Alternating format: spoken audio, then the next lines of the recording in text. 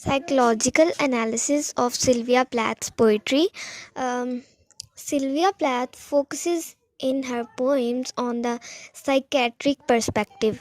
This perspective focuses on the writer's mind, the creative process, psychological types, principles present within works of literature, and the effects of literature upon its reader. Psychoanalysis relies on the works of two psychoanalysts, Sigmund Freud and Jacques Lacan.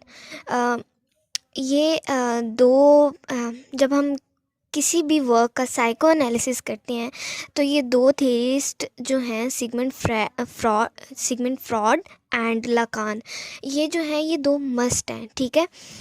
तो Sylvia Plath की poetry में भी हमें psychological types और principles और इसके effects और हमें ना नज़र आते हैं इसकी पोइट्री में भी, ठीक है।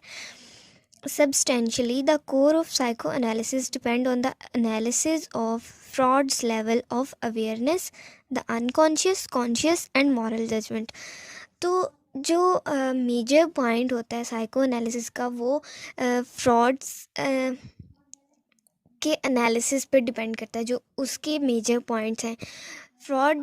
सिगमंड फ्रॉड जो है वो बात करता है अनकॉन्शियस, कॉन्शियस और मॉरल जजमेंट की, ठीक है।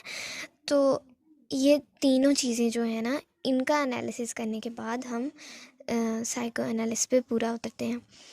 Application of Lacan's human stages in Sylvia Plath's poem. So, the other method of psychoanalysis application focuses on studying the human stages. According to Lacan,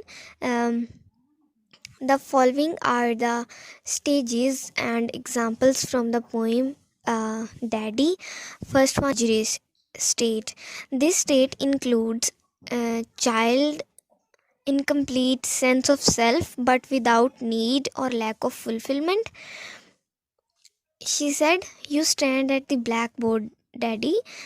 In the picture I have of you, a cleft in your chin instead of your foot. But no less a devil for that, no, not any less the black man. Why?" So this is imagery stage. वो बता रही है कि उसके mind में कैसे उसके बाप की वो पिक्चर बनी हुई है। वो कह रही है कि आप एक ब्लैक बोर्ड के सामने खड़े हुए हैं, जो मेरे पास आपकी एक पिक्चर है उसमें आप ब्लैक बोर्ड के सामने खड़े हुए हैं, और आपको ये कुछ और नहीं लेकिन एक डेविल नज़र आते हैं, but not less than a devil for that. So she thinks that he's not less than a devil. So this was the first stage of analysis in the perspective of Lacan. So the second stage is symbolic stage, and this stage includes child entrance into symbols, language, culture, norms and power. तो symbolic stage में सबसे पहले include child entrance into symbols के एक बच्चा जो है वो कैसे सिंबल्स में एंटर होता है, उसकी लैंग्वेज, उसके कल्चर और उसकी पावर क्या है, ठीक है। तो हमें सिल्विया प्लैथ की पोइम्स में भी नज़र आता है कि वो बहुत सारे सिंबल्स यूज़ करती है। जैसे ये लाइन है, and a head in the freakish Atlantic where it pours being green over blue in the waters of the beautiful Nauset. I used to pray to recover you, आँख Drew. So you can see कि यहाँ पे उसने फ्रीकिश Atlantic एक सी के साथ उसको symbolise किया है. तो Sylvia Plath uses Atlantic freakish as a symbol in his poems. So third stage is real stage. This stage includes an unattainable stage representing all that a person is not and does not have. So इसमें वो reality बताती है कि एक unattainable stage क्या है. So all that a person is not and does not have. So reality हम वो होती है जो हम सोचते तो हैं कि हम ये कर लेंगे वो कर लेंगे, लेकिन हम वो चीज़ें नहीं कर सकते। तो वो रियलिटी को बयान करते हुए वो कहती है, daddy I have had to kill you, you died before I had time, marble heavy, a bag full of God, ghastly status with one grey toe, big as a Frisco seal. So वो कह तो रही है I have had to kill you, कि मैं आपको कत्ल करना चाहती थी लेकिन मैं नहीं कर सकी। आप you died before I had time, कि मतलब मेरा टाइम आता, आप उससे पहले यू हैव डाइड। तो ये एक रियलिटी है कि वो उसका बाप चाहे जितना भी बुरा था लेकिन वो कभी भी उसको मार नहीं सकती थी, ठीक है। देन हमारा नेक्स्ट टॉपिक, इसी में सब टॉपिक एक है कि application of Electra complex in Sylvia Plath poems. जब हमने उस सिल्विया प्लैथ की पोएम्स को psycho analytic point of view से देखना है तो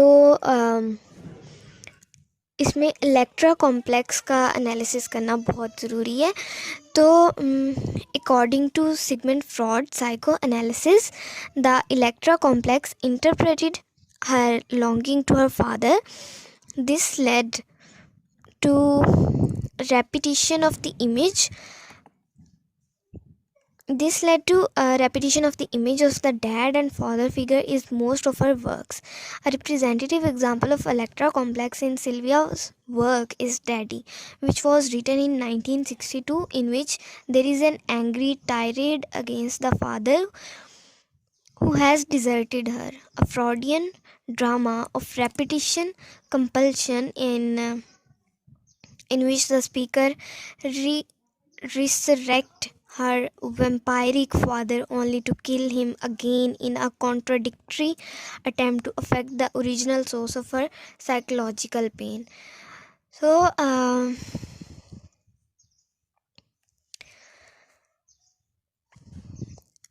जब हम fraud psycho analysis point of view से देखते हैं तो द इलेक्ट्रा कॉम्प्लेक्स जो है वो हम इंटरप्रेट कर सकते हैं उसके रिलेशनशिप के साथ, उस सिल्विया प्लैथ के अपने फादर के रिलेशनशिप के साथ।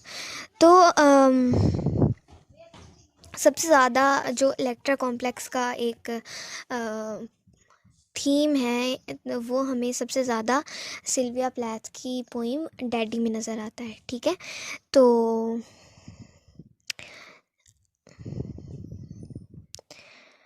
O'Reilly claims, he's an critic, claims that the Plath's poetry and prose, Otto Plath has to become a potent symbol of absence, signifying the impossibility of lasting love of God or of any real meaning in life. The death of her father was a shock from which Plath never properly recovered. So, conclusion is that Sylvia Plath poetry remains some of the most beloved and acclaimed work for the 20th century, challenging its reader with the complexity of its allusion, metaphor, and images, as well as startling and disrupting readers with the force of its insight, self-awareness, and psychological penetration. After years of depression, electroshock therapy, and several suicide attempts, Sylvia Plath's visceral, emotionally raw poetry broke new ground for female poets, making her a feminist icon.